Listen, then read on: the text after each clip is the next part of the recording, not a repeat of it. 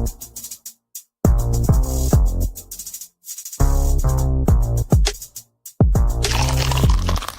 pivot. Conversations are pause, pivot. Conversations are pause, pivot. No more change, no more holding myself back. Answering my purpose, embracing life lost and all. Today's a new day. Let the old pass away. No more living till me say. Pause, pivot. Conversations are pause, pivot. Conversations are Hello, beautiful people, and welcome to today's episode of What's in Your Cup Conversations. I am none other than your host, your favorite inspirational speaker, your accountability coach and strategist, Consuela Nicole. How are you doing this wonderful evening? Go ahead and come on in. Make sure you share this out right now because, baby, today's topic, as always, is a hot one. And it's actually going to be a trigger for quite some people. Right now, as you know, we are live on YouTube as well as Facebook. So share it out because it is also the answer to someone else's prayers. As you are coming in, make sure you are going ahead. Put your name in the chat.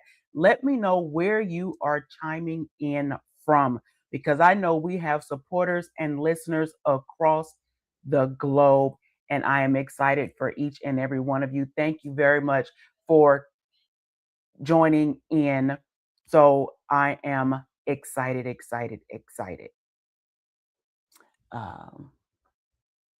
Make sure, there we go. So I needed to make sure, guys, this is all about what's in your cup conversations, right? So it's a different cup that we have today. So what I want you to remind you of, we're not just talking about what's in your physical cup.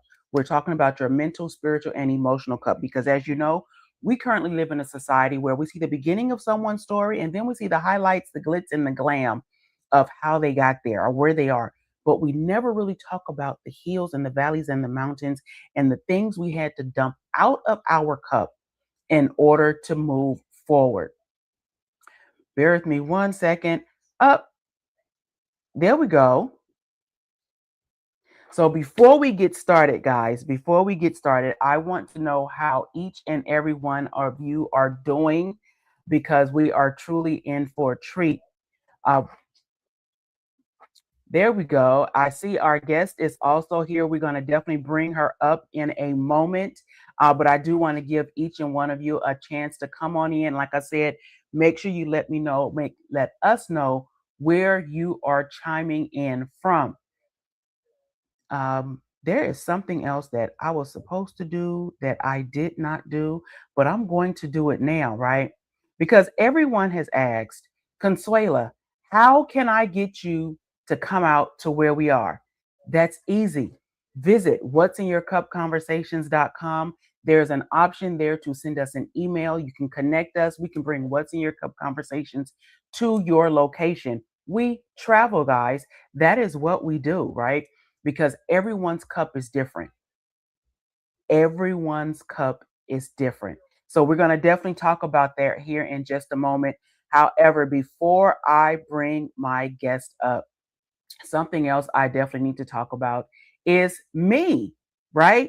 People ask all the time, Consuela, why don't you ever talk about what it is that you do outside of this?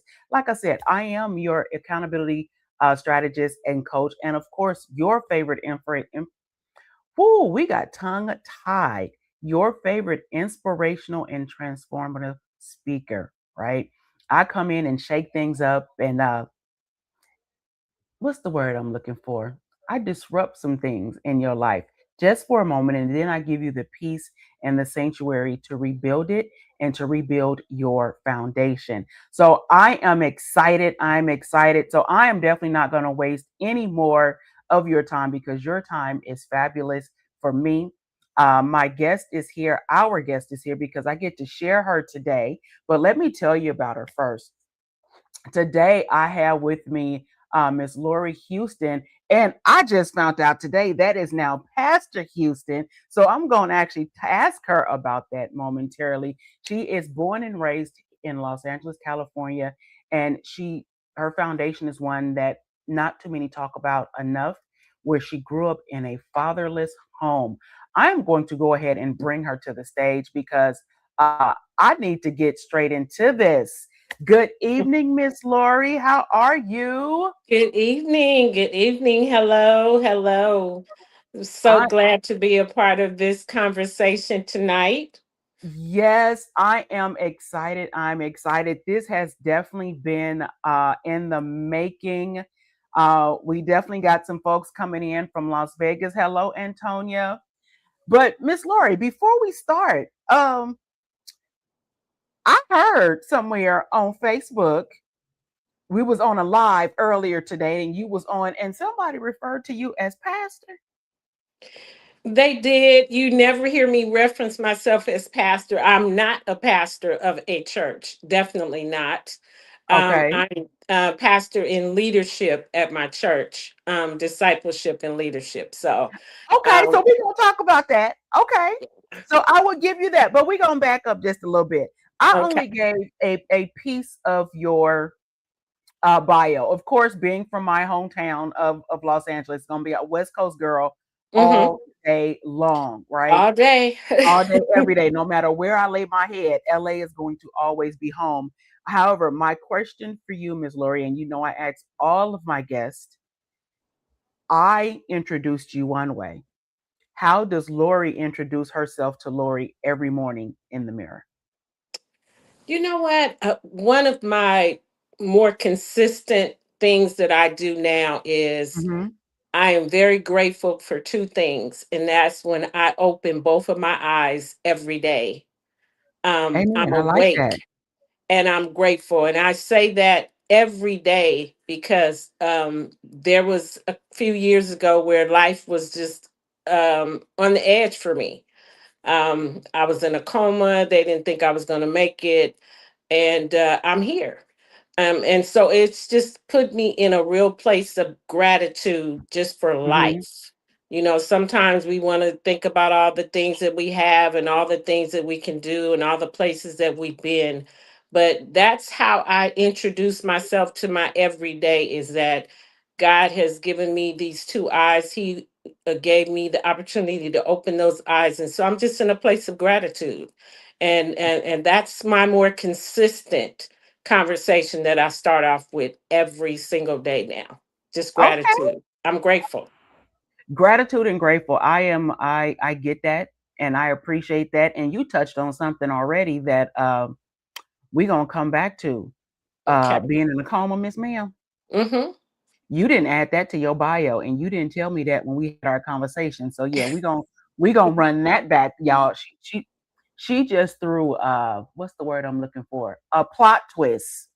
You know, my little big brother and mentor threw that word around for a minute. So I'm gonna take your word, Dr. Pitts.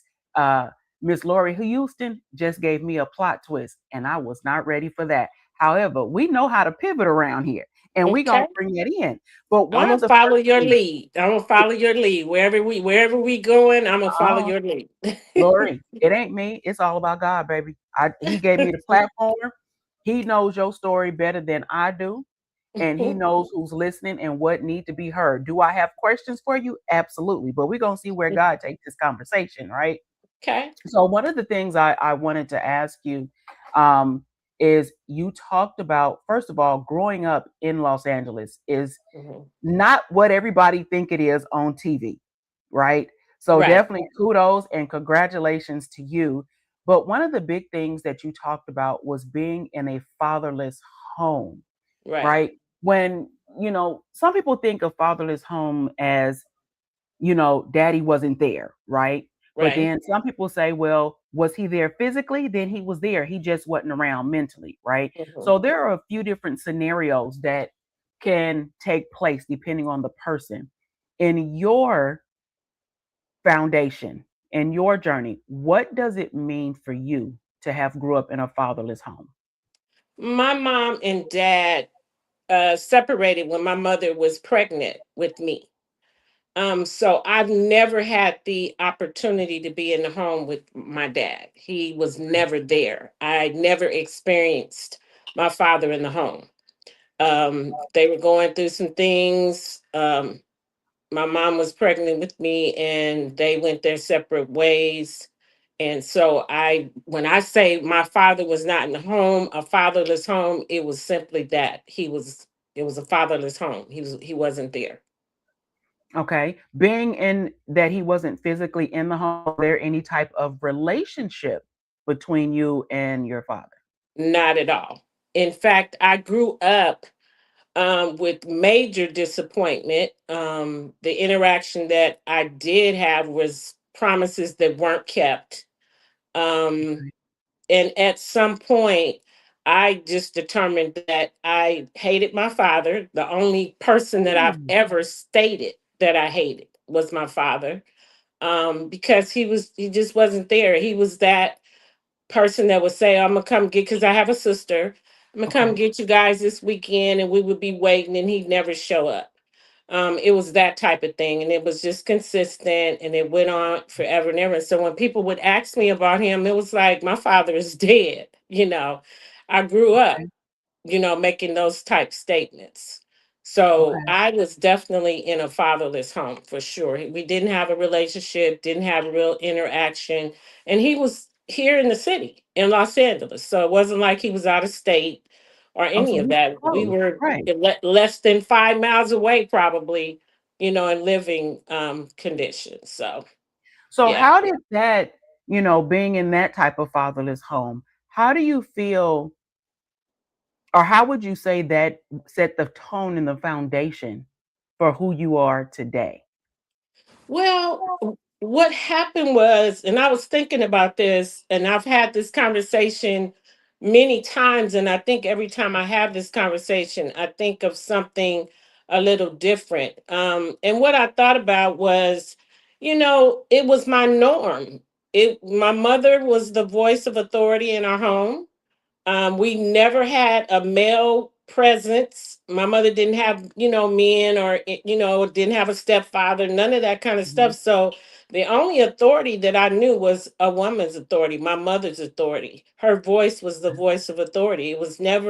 I never had to take instruction or direction or anything from a man. And so I really didn't realize that being in a fatherless situation was an issue until I got married.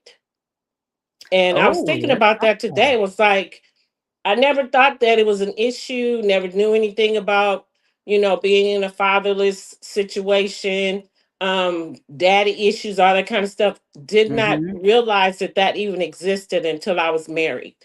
And the only thing that brought it to the forefront was that my ex husband said something to me that was very profound. And he wasn't that type of guy, but what he said Okay. was very profound because he said, you need a relationship with your father. And so it was like the Ooh, light bulb went on. I was like, because I never thought about it. okay. Never thought about it until he said that. Okay. And how did that make you feel though? Because, like you said, you didn't realize that there was anything wrong or anything missing because that Right. wasn't a part of your household. That wasn't a part of your life until, this man come along known as your husband gives you this information. How did that feel, or what meant, because it had to be a mental adjustment, right? It Going was. from It a was. home where there was no father figure or no male authority to now you are somebody's wife, right? Right. So where the man is supposed to be the head of the house, how did that, set the tone for you that you went from my mom runs everything. I'm a woman of power. I got my strong voice. I have this, I have that. But now you didn't got married. Right. Yeah, And Lord, you you know what? It set off a series of things because number one, I actually said no to my ex-husband like 9 times. in terms of him Lori, asking me to marry him are 9 you times. And serious? then I should have said, on the 10th time, I should have said no again, but I didn't. So, and I really got married because he had children and he was a great father to his Okay. children. So Okay. that attracted me to him more than looks, more than finances, more than anything, because I had never really seen that up close and personal. I don't have a whole lot of things to say about my ex-husband, but I will always praise him for being a great father, because he was. And Okay. so I saw the other side of what I didn't get from a Okay. father, to a man who was that for his children, you know, So you were which able to happens actually to see be it. the Yeah. very thing that why we're not together today. But that's a whole Really? nother story. That's another show. But Oh, that's a whole nother show. okay. But yeah, that I saw the other side. He was a great father. He was a great provider for his children, loved his children, was there for his children, the whole nine. Mind you, I don't have any children, didn't have any children, and really shouldn't have been marrying somebody who already had children. Okay. Because that was my first time getting married. I didn't have children of my own. And so all of that in and of itself was a major adjustment for me.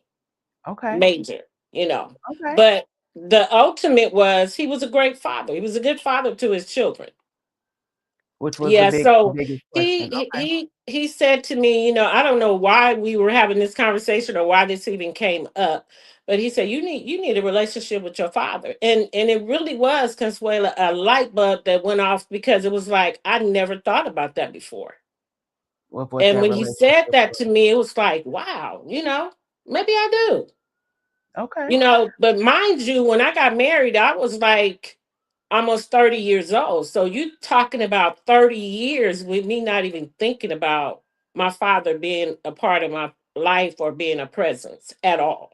Never thought Wow. about it at So all. you got married in your 30s, and now this comes up that you need a relationship with your father. So we're Right. going to talk about daddy issues because that's Hmm. what it comes down to, daddy issues. But Laura, Right. before we jump into daddy issues, I'm going to take a quick commercial break from one of our sponsors, and we will be right back. Okay. No more limits accountability coaching. Let me ask you something. How long have you been surviving instead of living? You don't need another inspirational quote. You don't need another plan you won't follow through on. What you need is accountability that actually changes your behavior. No more limits accountability coaching isn't motivation, it's alignment. It's the structure that meets your soul and supports that refuses to shrink you, but pushes you to the next level. We don't just talk about balance, we build it. We reclaim your time, your voice, and your energy on purpose. If you're tired of starting over, tired of being strong for everyone else while neglecting yourself, this is your moment. No more excuses, no more burnt out cycles, no more limits. Visit ConsuelaNicole.com. No. Welcome back, welcome back, welcome back. Thank you again, Miss Lori Houston, for joining us today on What's in Your Cup Conversations. And of course, the sponsor for No More Limits Accountability Coaching. So, Lori, we left off getting ready to talk about daddy issues, Hmm. right? Daddy issues is a big thing. So, let me tell you, I'm not going to say I grew up in a fatherless home as you had, but I had Hmm. a fatherless home in my own way. Was he Okay. there physically? Yes. Was he there mentally? Absolutely not. That was Okay. a whole nother situation. And when he was there mentally, it wasn't in a good way, right? Okay. Um, so in all aspect, I cannot say that I was in a fatherless home, but mentally I was, right? Right. Would I say I have daddy issues? Probably in the beginning, I did. But the one thing I can say is he definitely taught me of what I did not want in a man and Okay. what I would not tolerate, right? And how Hmm. to spot red flags. Right. So I know what my daddy issues would be or the lack thereof. What did that sound like for you when a whole grown man that you married brought this to your attention in your 30s? Well, for me, the whole experience, what I looked at when I did discover that daddy issues were even an issue. I never Okay. heard of daddy issues, didn't even know that existed. One, it made me very guarded, just very guarded because, of course, you expect the protection from your father. I didn't Right. get that. Okay. I had identity issues and probably still have some with love in terms of, what that looks like or what that Okay. should look like. Um, because, it's said that your father is supposed to be your first love. Well, Correct. my father was not my first love. And so being able to identify that makes it very difficult. And so Okay. I think what happened with me is that I just built up a guard where, I felt like I needed to protect myself. Um Okay. because I didn't get it. I didn't get that from a man. And so um I got married and we didn't have that type of relationship where I felt protected even from him. I don't think he really had the ability to do it. And this is where I get this statement from. It's unfair for you to expect something from somebody that they don't have the capacity to give you. And my ex-husband didn't have the capacity to give it. And so it was unfair for me to expect that from him. And I think a Okay. lot of people do that. We expect something from a person that they don't even have the ability to do it, to give it to you. And once you discover that and accept that, then it's easier for you to just kind of move on emotionally and mentally, Okay. especially in relationships. Okay. So with that being said, right? How does that now affect, because you're now divorced, Right. I've correct? been divorced since 1995. In fact, most people say it doesn't even count. It's like I've never been married because I've been divorced so long. Yeah, Oh, it I've been counts. divorced. That's an experience. Yeah, but the experience was just that. I mean, again, it caused me to reconcile with my father. Um, And that was had I gonna be not my next ever gotten question. that Yeah. from my ex-husband saying that to me, I don't know what direction or route that would have taken for me to reconcile. But me being married was the step into me being reconciled with my father. So it served your marriage definitely served its purpose. Yeah, a What did major that look purpose. like? What did that look like to reconcile, you know, with the man that for you didn't exist? Right. And it was challenging. It was challenging because my father had moved on with someone else who actually had a daughter. Okay. And he was actually raising this lady's daughter. Okay. And so, like I said, it was me and my sister. I, once the Holy Spirit really started leading me into moving in that direction to Mhm. reconcile with my father, the first thing I said was like, well, why should I have to make the first step? Because I didn't do anything. Right. I Right. was just born. You know what I'm saying? Right. So, but it was like what spoke to me was, when you know better, you do better. You do better. And Mhm. because you know better, then I'm expecting you to make the first step. And so I did.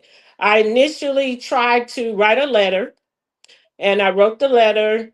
The letter was misinterpreted because he took Really? it as if I didn't like the person that he was with and and her daughter, because I Okay. made reference to the fact that you have two daughters that you don't do anything for, and you're with this woman and you're taking care of her daughter. So I didn't understand that. Okay. But the whole letter thing was just misinterpreted. And to make a long story short, ultimately, he, my sister, and myself did have a meeting. We did sit down. We hashed everything out. We cried. We vented. We said how we felt and the whole bit. Because bigger than that, Consuela, Mhm. my father was supposed to give me away for my wedding and he didn't even show up. So that just heaped coals onto the fire with me already having an issue with him Whoa. anyway. So it was just crazy. It was crazy. But we sat down, we talked about it and had this conversation. And ultimately, he said that he just didn't know how. And I think with him saying he didn't know how is that he knew that it had been so many years that he Uh-huh. didn't do. I don't think he knew how to get back to it or get to it, I should say. Oh, okay, I get that. So You understand what I'm saying? So it he makes had to learn sense. as well. Yeah. Yeah, it makes sense because my sister is 3 years older than me. So I guess she did get the first 3 years with him Right. being in the home. I don't know what she remembers, if anything, about it, but we talked about it. And from that conversation on, we began to develop a relationship. Of course, Okay. we couldn't go back and get what was And lost. no, no, Yeah, no. but we started from there, and I mean, the forgiveness took place. Okay. We opened up and started building a relationship, and I mean, it was beautiful. It was beautiful. Okay. That was my major step into forgiveness. I mean, Okay. I forgave, we moved on, and we started building. And I Okay. think I was given maybe another 6, 7 years at the most, and then he passed away. Okay. And it Okay. and it hurt me to my core because it was like, wow, I finally get this man in my life. Right. And then, just for a very few short years, then he was gone. But you were however, yeah, it was a few short years based off of, the life you've lived, Hmm. but you were able to finally get the answers that you needed, Right. right? The relationship that you desired, Hmm. and, for some, the closure, right? Because Closure. that's what Yeah. a lot of people, even as we get older, right? That little girl or that little boy inside of us still requires or would like some type of closure, because we always have that what did I do type of situation, right? Mhm. Mhm. So even though you may not have had a very long time, you did have some time. So Yeah. I'm happy to hear that you were able to do that, right? Yeah. And the reconciliation was genuine and it took place. I mean, my situation, Consuela, was so crazy to the point where I was told that my father destroyed my baby pictures. I don't even know what I looked like as a baby. What? The youngest picture I have that I've seen of myself, I think I was probably about almost 2. I don't know what I looked like as a baby at all. There's not one picture anywhere of me as a baby. And so for a while, I thought that I was adopted. And but for the Because there was no fact, pictures. yeah, because there was no picture, I had no reference. And but for the fact that I looked just like my mother, I was Okay. like, okay, well, that cancels out the adoption thing. The adoption side. Yeah, Okay. it was no getting around that because I looked Okay. exactly like my mom. But yeah, for a while I thought, I'm adopted. It's like I don't have, how people can go back and look at their baby pictures. I don't have not one Nothing. baby picture, nothing. Well, even after all that is said and done, right? You actually also gave birth to a new brand, or a brand Yeah, called Daddy, Daddy where are Where you? Are You? Let's Hmm. talk about it. What is Daddy Where Are You? It stemmed from just a conversation. I used to be over the youth Okay. at my childhood church. I was over the youth for years. And what I noticed was most of the children, if I had 20 children, only one was in the household with both parents. Okay. All of Okay. these children that you find, they're in fatherless homes. Okay. Sometimes you may find where the father is there and the mother's not there, but that doesn't happen that often. Too But often. it does happen. Okay. And I just found that the conversation does not take place. Nobody talks about this. Nobody talks about growing up without a father. Nobody talks No, they about don't. the fatherless homes. You don't hear any conversations. You hear people talk about wanting to get married. You hear people Mhm. talking about dating. Now we hear a lot about mental health and therapy and all that, but you Mhm. don't ever find conversations where people are talking about growing up in a fatherless home. And Well, so, you don't hear positive ones. Let me, you don't hear right, that's positive. true. You hear the deadbeat dads, or Oh, because yeah, yeah, daddy you hear wasn't about that. there, because daddy wasn't there. Now the daughter done ran off and had, two, three, four kids, or the son Hmm. and Hmm. joined the street life and in and out of prison. We hear that, right? Yeah, because But those we hear those it are so some much of that the we go blind statistics. to it. Yeah, Right. those are some of the statistics from being in a fatherless home. Those Correct. things that But you to be named. honest, to be honest Yeah, though, that can also happen by being in a motherless home, right? Or absolutely. that can happen by having both parents physically there, but not mentally there, right? Right. It's so many scenarios that can So happen. many, But so I'm many. happy to hear that you was able to find a positive spin, Hmm. especially being from a city that gets so much negative reviews from it. Absolutely. Right? So you took Absolutely. it and you twisted it and you pivoted from it. I'm gonna say twisted. You pivoted and you turned it into something else, right? Yeah. I And just now started the conversation. Just started the the conversation. conversation. And for a while, one of my actually the Dr. Leisha, who was on my show last night, she and Okay. I were on a radio show. She used to have a AM radio show, and we used to talk about it every Saturday. We Okay. had a major conversation, and we would have the dads to call in, and we would talk to the fathers, and the fathers would give their point of view. It was really good, but she's now relocated to Vegas, so we don't have that anymore. But we had a full conversation going about it, just talking Mhm. about, the statistics and the daddy issues and the baby mama drama. And I hate that Oh, terminology, but the right, for real. drama, daddy drama, mama drama, and all of that kind of stuff. It's so much that comes Yeah. from, fatherless homes until it's unbelievable. It is. It is very unbelievable. Well, maybe because Vegas isn't that far from Los Angeles, right? Right. So maybe it's something. And then y'all on the same time zone, and technology do some wonderful things. That is Maybe true. y'all can kind of run that back and get back on that AM radio station, or do some virtually. I don't know. I'm just saying those are That's true. conversations that still need to be had,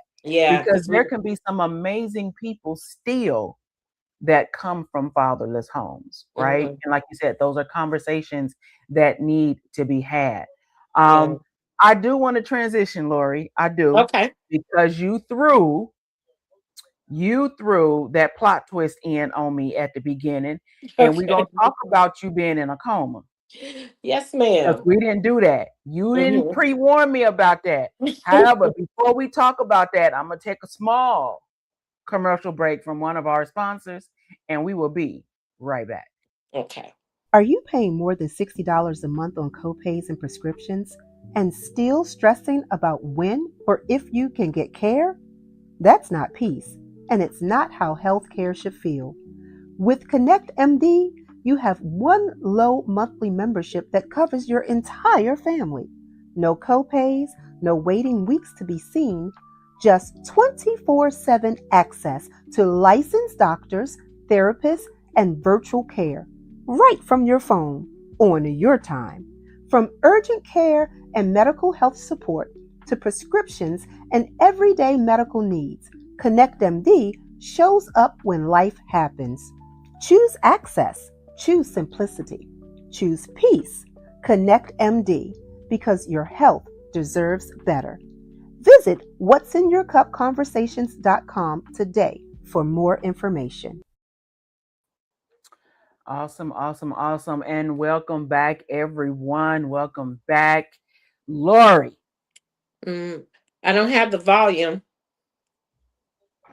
can you hear me? Can you hear me now? I don't have the volume. Is that better? Can you hear me? Mm-mm. Uh-oh, what had happened? Everything is showing to still be on, guys. Hold on just a moment. Miss Lori, say Yeah, something. I can't hear you.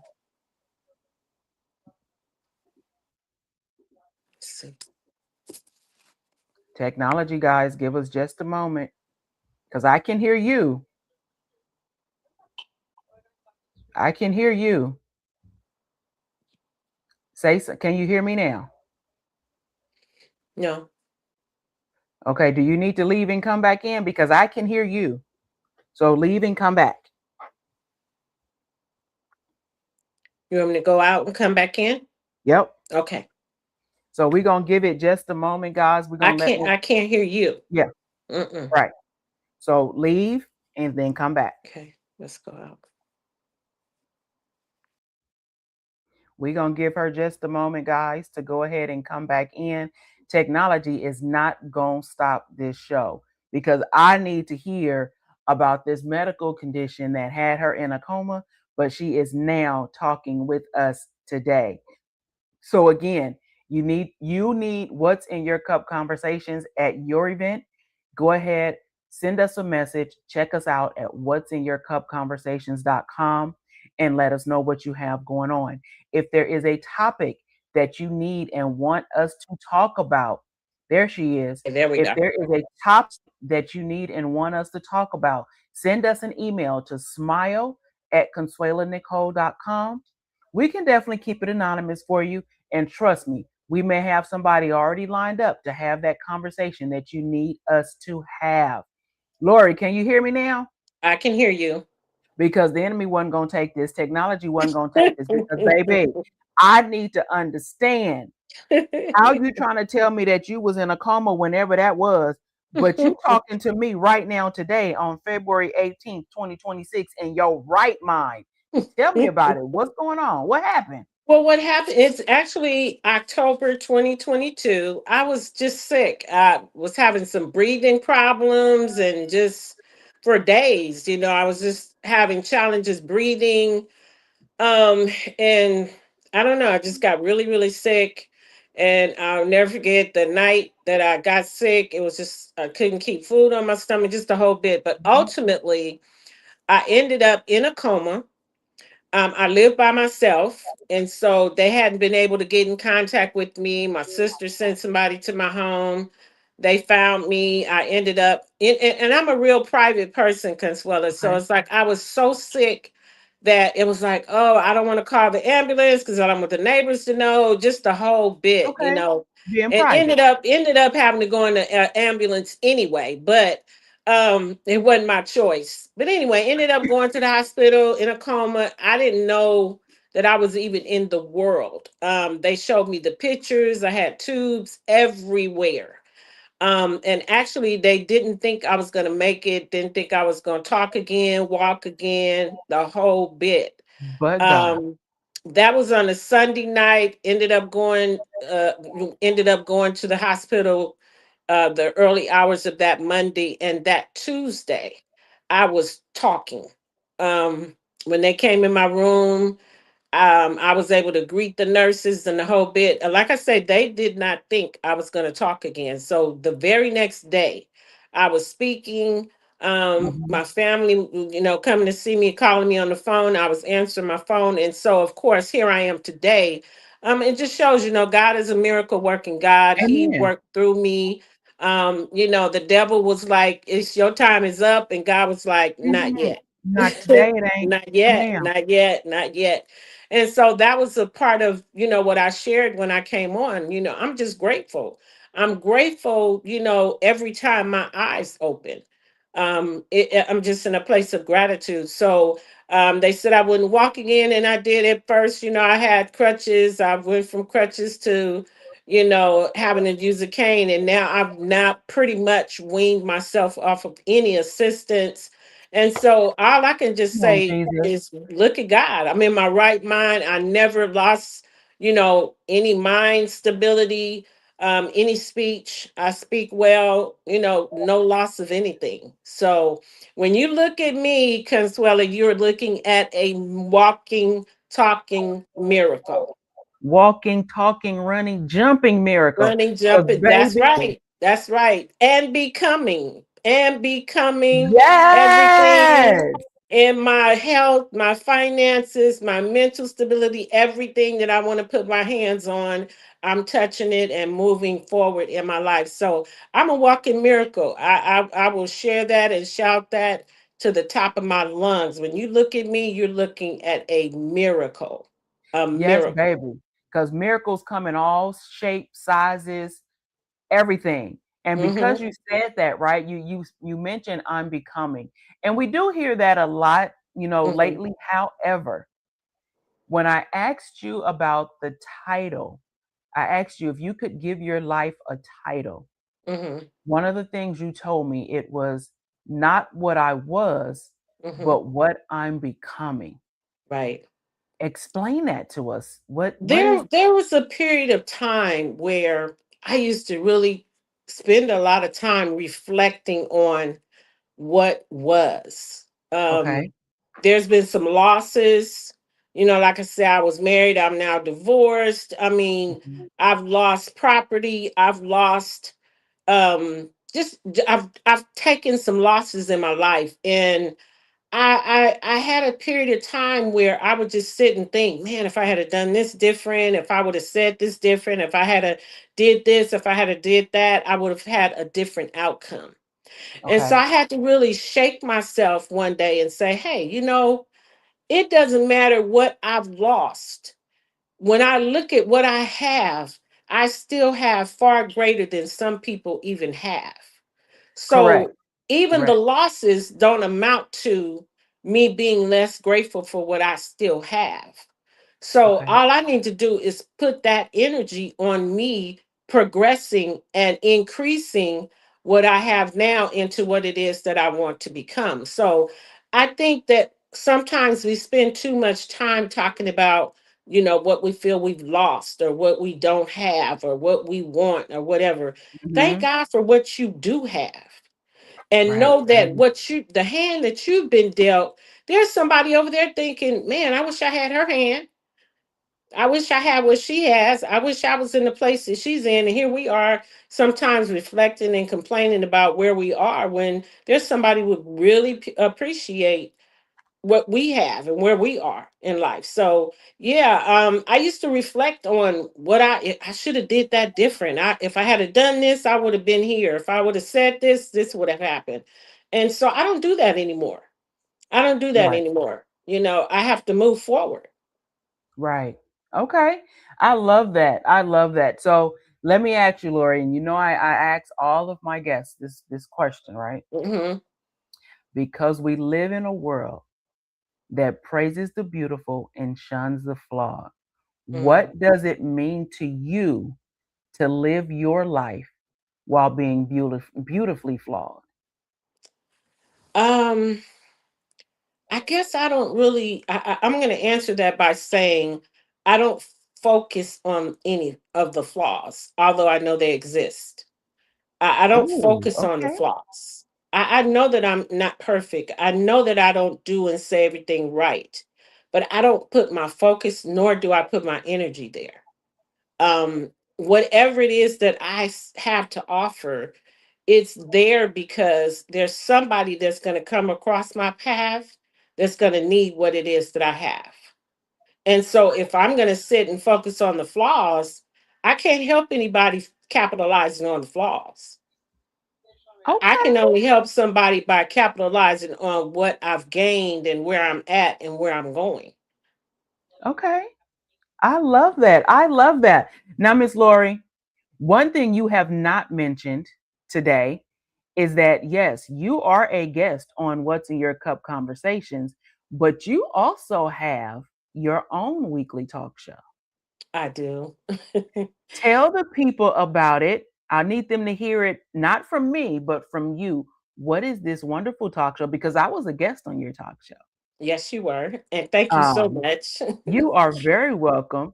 Tell the people about your show. I'm on Tuesday nights, Facebook Live. It's something that I desired to do over a year ago, and I was procrastinating and procrastinating. And finally, I just said, look, let's just do it. I Hmm. did it to the extent where I didn't know what I was doing. I've grown into, and I'm learning more and more every time I do. Every time I have a show, I'm learning more and more about how to do that in excellence. But the Right. thing is, I had to get my steps going. I could Right. continue sit and talk about what I didn't know how to do, or I don't know what to do or how to do. I just had to start doing it. And once I did that, the Lord blessed my footsteps. He blessed the steps that I took. And so I'm on Tuesdays. It's to bring awareness, it's to bring hope, it's to bring deliverance, it's to really give people a platform to share their journey, their stories, things that will help other people that are going through the same exact things. I try to bring topics that people don't really talk about that much, Mhm. but we need to talk about. And Mhm. so I'm connecting with so many great people, such as yourself. I'm really, coming in contact with people or reaching out to me that I'd never thought, would reach out to me. And the struggle that I thought I would have, Consuela, was that I would have a struggle finding people to be on the show. And that's Mm-mm. not a struggle at all. At all. I'm At every all. day trying to figure out how to, put people on the calendar and all that. So, I mean, God is just moving and God is really blessing it Yes, day he by is. day. Each episode is getting, in my opinion, and based upon the views and the encouragement that I'm getting from others, is getting Mhm. better and better. And I expect it to get even better as I go. Absolutely. Congratulations for that. Um, we're gonna definitely make sure we get some more guests over there as well. And that's one thing about me. This world is huge, right? Mm-hmm. So there are testimony and people everywhere.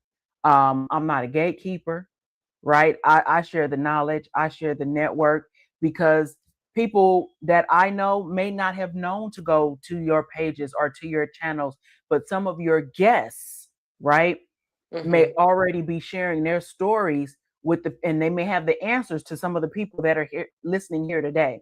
So Right. thank you very much for that. Before I let you go, Lori, what's next in line for Lori Houston? Because we're gonna have to do a in-person collaboration one of these days when I get back over to LA because I'm coming Okay. soon. Well, But you know what's how to next contact in me. I'm line? waiting. Yes. What's What's next in next line in for line Lori? for me is I'm trying to build. I'm a realtor, Okay. and I'm trying to build my real estate business to the extent where it just is my total source of income and revenue. Okay. Come on, business owner. I invest in property, but now I want to be on the other side where I'm selling and listing property. I started buying real estate over 20 years ago here in California, and I've had property in New Orleans as well. And so I'm really trying to build my real estate business. I'm also an anger management specialist. So I have clients that I deal with mandated court anger management. So I do that. So I deal with people from all walks of life. Mm-hmm. And so I'm just trying to build. I'm trying to build. And you would think, I'm not on a biological clock at all. I don't think that it's too late to do anything. No, not at all. Some people feel like, oh, I'm such and such age now, and it's time. No, it's almost like I push restart or reset. Baby, look, I'm I'm with on you a on that one. reset I right know I now. did. Yeah, I I'm on know a I did. reset. I'm on a reset right now. I'm on a recharge, reset. And so it's almost like I'm starting to build all over again. You So started a whole new that's the book, direction baby. that I'm going in right now. I'm Okay. rebuilding. Yeah. So you're looking for people in the real estate industry to connect with and collab with, um, hmm preferably in the California, Los Angeles, and surrounding areas, or everywhere. Well, I have my license in California. I'm Okay. licensed in So you need California. someone in California to connect Yeah. with as hmm far as the real estate side of things are concerned. Okay. Yeah, yeah. And Well, my we putting it broker out is there. Robert Pitts, real estate agency. That's who my broker is in Inglewood. Okay. But I'm just building. I'm building. I'm building relationships, connections. I'm just moving forward. I'm on a reset at this point. I guess I can just kind of capsulize it in that one word. I'm recharging. Reset, I'm baby. reset. Ain't Yeah, nothing wrong with reset. that. You Yes. start a new chapter. You are starting or have started a new book. Because I know I did. I Mm-hmm. closed the whole, I didn't just close the chapter. I closed the whole book, tucked it away, and opened a whole new one in, fresh pages. So it is Yeah. nothing wrong with pivoting and resetting. So, Yeah. Lori, I appreciate you joining us on today's episode of What's in Your Cup Conversations. California, if you are in the market for real estate, make sure you reach out to Miss Lori Houston. I'm trying to put that back on the screen. Hold on. There we go. And of course, make sure you check out her show, The Waiting Room, every Tuesday on Facebook Live. What time is that, Lori? At 7 p.m. 7 p.m. Pacific Standard Time Mm-hmm. on Facebook Live. So make sure you like, follow, and share for Miss Lori Houston because she be dropping some nuggets. I'm just saying. She be Thank dropping you. some nuggets. Her guests be dropping some nuggets. So, Lori, thank you again for joining us here on What's in Your Cup Conversations. I Thank am you for Consuela having me. Nicole. You are very welcome, and I will see you guys and everyone else in 2 weeks. Until next time, remember, this is your life. You control the pen, which means you control the narrative. Live life like only you can and wear your flaws with a smile. Until next time, have a great day. Good night. Good night. Conversation.